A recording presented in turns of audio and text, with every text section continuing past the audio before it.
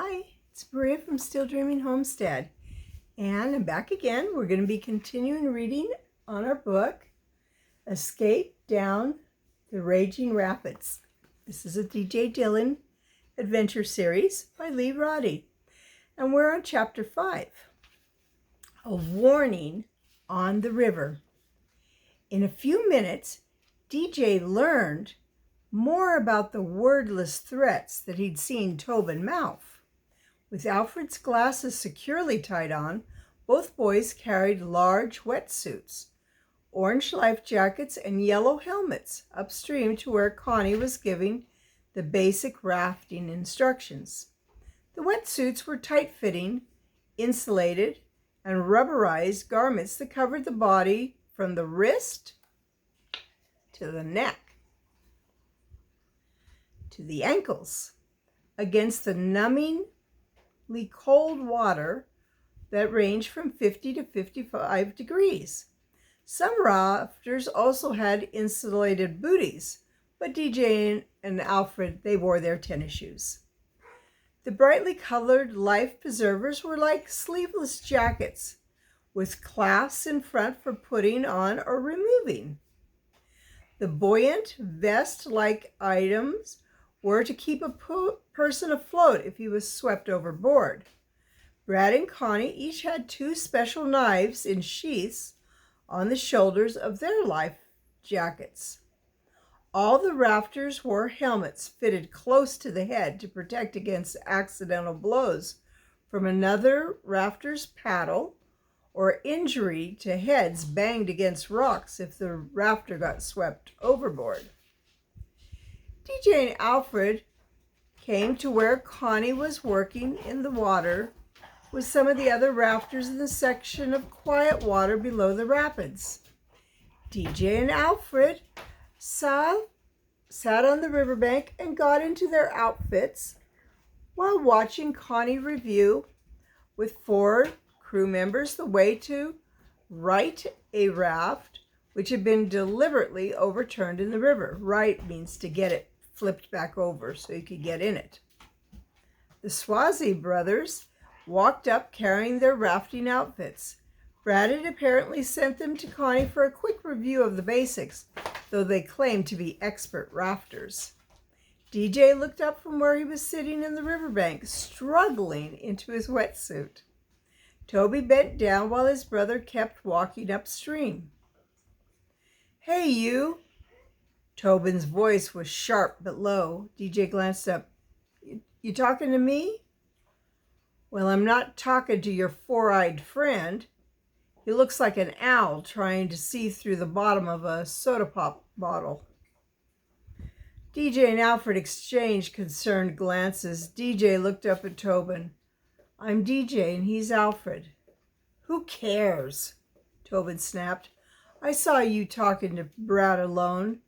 Did you tell him?" DJ was totally confused. The only thing Tobin might be talking about was the flea bite, but Tobin couldn't know about that. DJ said, "I don't know what you're talking about." "Don't play games with me." Tobin leaned down so his face was within a foot of DJ's. "Did you tell him or not?" Again, DJ and Alfred exchanged glances. Both were totally puzzled by Tobin's questions. DJ said to Tobin, "Neither of us has told anybody about anything because—" "Keep it that way," Tobin interrupted. "If either of you open your mouths, you'll be sorry. Remember that." He straightened up and ran after his older brother. Friends stared after the 16-year-old boy. Alfred asked softly, "What was all that about?" "Beats me. A little while ago, I thought he mouthed some threatening words at me. I've never seen him or his brother before.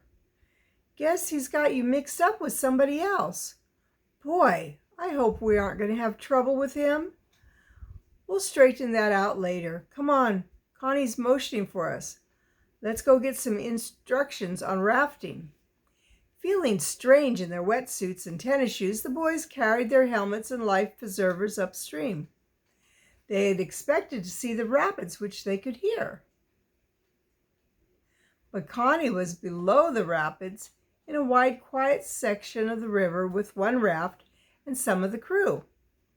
DJ recognized the bearded Dr. Trotman, Odell Swazi, and the soured-faced Ray Hazeberry. He and the other woman, Tony. Renee Trotman sat at the bank with Tobin. She waved at DJ and Alfred. Come on over. Come sit down. Connie's giving practice in riding a flipped raft. Tobin scowled up at the two boys. DJ wished that he didn't have to go downriver with someone who seemed mad at him for some unknown reason. DJ squatted down, hoping to be able to show Tobin he and Alfred were friendly. DJ's emotions were all mixed up. He didn't like having Tobin upset with him, but mostly he was wishing they were on their way down river towards the doctor, and DJ was concerned about how his family was doing too.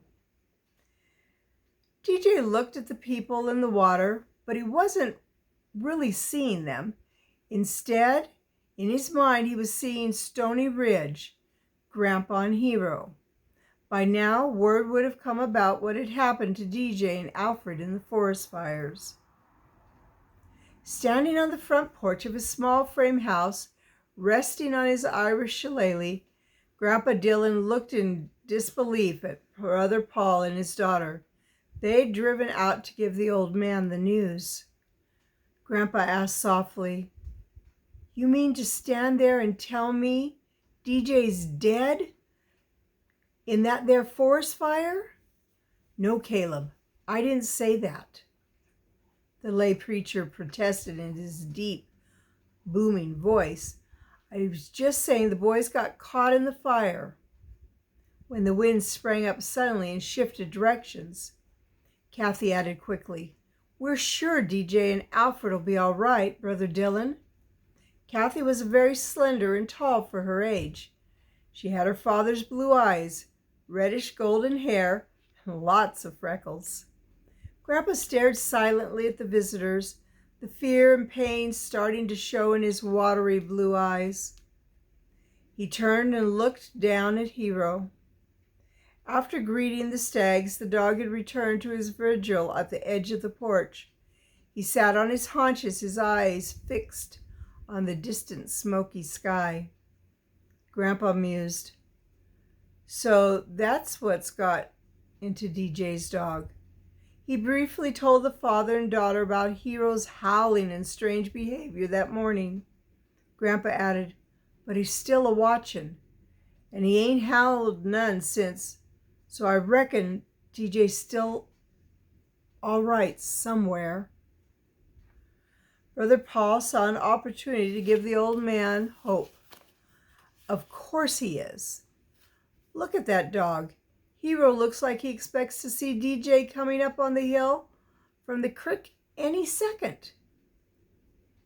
"He sure does," Kathy agreed. She echoed something she had heard the adults say at church. "You just got to have faith, Brother Dillon." Slowly the old man nodded. He shifted his grip on his cane and limped over to stand beside the ugly little mutt that loved his grandson as much as he did. "Hero, I bet you DJ's done found a way to get out of that there forest fire. I don't know how, but I reckon he's getting ready to come out right now." Back at the river, DJ was vaguely aware that Alfred and Renee were talking, but DJ wasn't really listening. "Oh, watch!" Renee grabbed DJ's arm so his attention shifted from thinking about Grandpa and Hero to the river in front of them. The 4 passengers, under Connie's instructions, had deliberately flipped the raft over. In helmets, life jackets, and wetsuits, they scrambled out of the icy water and onto the upside-down raft. They quickly righted it and crawled in. yelling happily at what they had accomplished. "Yay!" Renee cried, applauding happily. "Great work, Dad! Our turn next." Renee said as Connie instructed the rafters to paddle toward shore. Renee turned to DJ and Alfred. "How many years have you two been rafting?" This is our first time," DJ answered. Tobin sputtered. "Your first? How come they let you do that? This is my 6th year. Why, you dumb clucks could get us all drowned." Renee protested. "Oh, Tobin, don't be such an old grouch. It's obvious that Brad can't leave DJ and Alfred here. The fire would get them." DJ looked at the girl and smiled. "Thanks." "This is my 5th year," Renee said. "I'll help give you boys some pointers if you want." "We want," Alfred cried. "Thanks." DJ nodded in agreement, but his eyes went to Tobin. His face was dark with anger and resentment. DJ felt very uneasy and hoped he wouldn't be in the same raft with Tobin. Alfred said, "DJ's going to be an author someday, so he likes all kinds of things." "An author?" Renee asked, smiling broadly at DJ. "Have you written anything yet?" "Just some stories for the local newspaper, plus an article for a national magazine." Renee stood up as the raft touched the shore. "Then I'll help teach you about rafting, and maybe someday you'll dedicate a book to me." Tobin, DJ, and Alfred stood and headed for the raft. Renee explained, "The raft is 16 feet long and 8 feet wide. Notice that it has a slight upturned bow. That's the front end. The back is called the stern." DJ studied the raft more closely as Renee's explanation continued. The raft was a soft blue color with a black stripe at the waterline. A yellow rope called a line ran along the entire outside of the 20-inch buoyancy tubes that circled the raft. Buoyancy means to float. Though the rafts were called 10-man boats, a load of 4 to 6 people per craft was considered plenty for rafting. Since some scheduled passengers hadn't showed up, there would be only 4 crew members per boat, with Brad in charge of the lead boat and Connie, the second, called the sweep. Renee continued, "See the paddles they're using? They're not oars, but paddles. You never let go of the paddle. That's the rule. Even when you're washed overboard or the raft flips, you hang on to your paddle." Tobin growled, "Ah, Renee, don't tell them all that stuff." "It's fun," Renee replied cheerfully. DJ was impatient to be on the way downstream, away from the fires and towards the doctor. Still, he recognized the need to learn as much about rafting as possible. When his turn came to be instructed by Connie, he tried hard to keep his mind on what she said. The blood-red sun, rising above the smoky skies, was nearly overhead when Connie waved DJ ashore and praised him. Now, the sun was red because of all the smoke in the sky. I've seen that many, many times. Have you ever seen it? DJ, you did a good job of using your feet to push off from that boulder just now. The rest of you remember what he did. If you're washed overboard, always point your feet downstream. Keep the toes just barely breaking the surface. Use your feet to keep from getting smashed against the rocks. If you drag your feet, especially in shallow water, you can get what's called foot entrapment. People have drowned from that. It'd be when you get your foot tangled in something and can't get out. All right, everyone.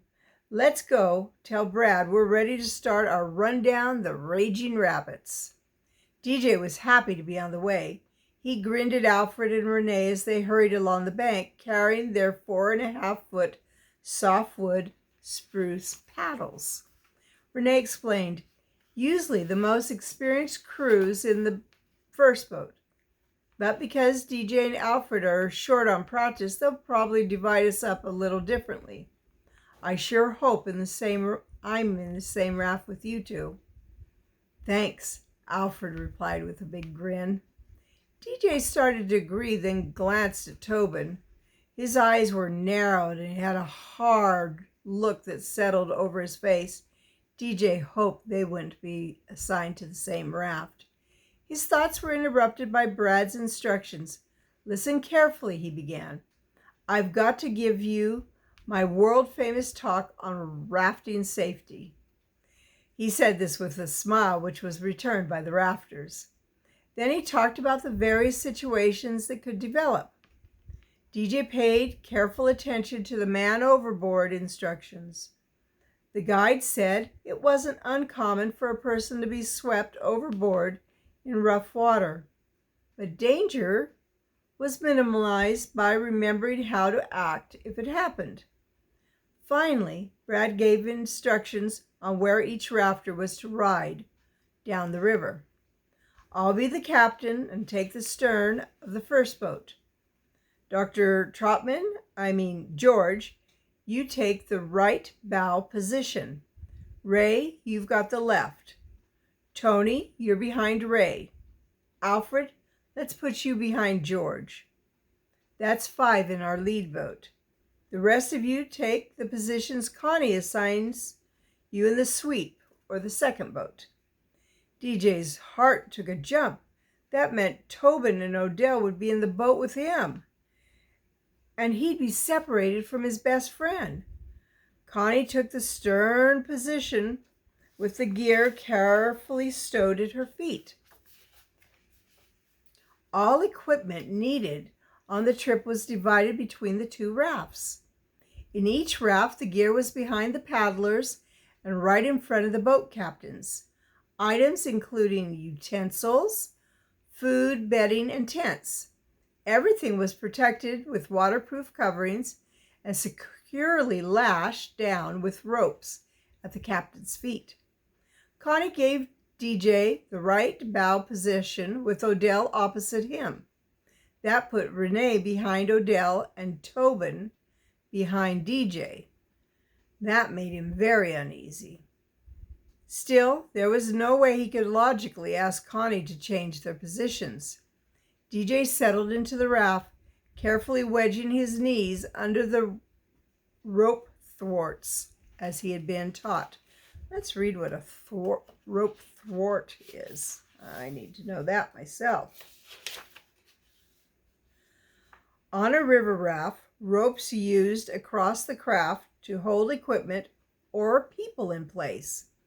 In this story, equipment was secured behind the last paddlers on either side of the buoy tubes and in front of the guide's stern position. Okay. He held onto his blue-handled paddle with the yellow blade and waited anxiously to start. The lead boat with Brad, Ray, Tony, Alfred, and Renee's father shoved off downstream. Connie seemed to sense DJ's uneasiness. She said, "It'll take you a while to get used to the commands, but soon they'll be second nature." She raised her voice slightly and gave the first command, "Forward!" He remembered to keep his inboard hand on top of the paddle grip and the outboard hand down on the shaft just above the blade. DJ dug his paddle into the water. It came up fast, splashing water everywhere. Tobin yelled in protest, "You're drowning me!" DJ apologized, but Connie said with a chuckle, "Boys, you can't ride a raft without getting a little wet." "Okay, we're on our way." DJ was glad about that. He brought the paddle down wrong again. It hit almost flat against instead of digging into the water. This time, the resulting splash sailed across the bow and splattered Odell. "Hey," he yelled. "Watch it, kid." "Sorry," DJ muttered, trying to control the paddle. Suddenly, DJ did it again. His paddle hit wrong, sending icy water into the raft behind him. Tobin leaned forward and whispered, "You're in big trouble." DJ apologized, but he knew that wasn't going to do any good. He already had enough troubles, but he was heading for still more. They came sooner than he expected. Well, that's the end of chapter 5. So now they're out in the water. Boy, I would not like to have Tobin behind me with him acting like that. And with me knowing what DJ does not. So, I'll be reading more to you tomorrow.